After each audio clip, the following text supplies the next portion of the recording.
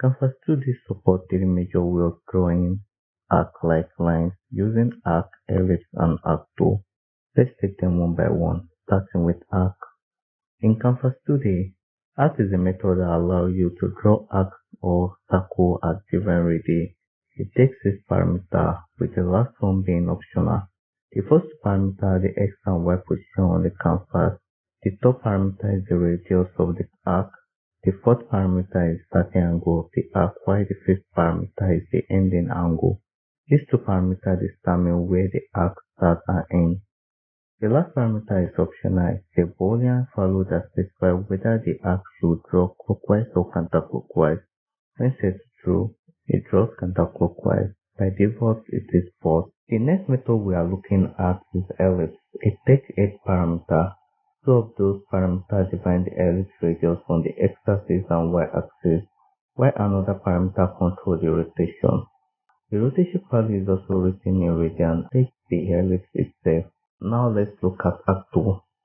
This one can be a little confusing if you are new to Canvas 2D, so pay close attention.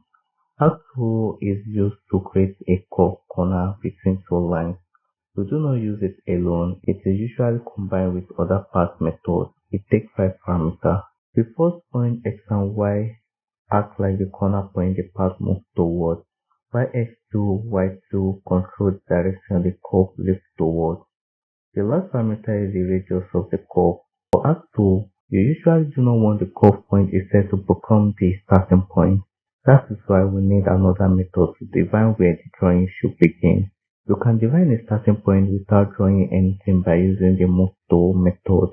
moveTo takes 2 parameters, x and y. Remove the drawing cursor to a position without drawing a line.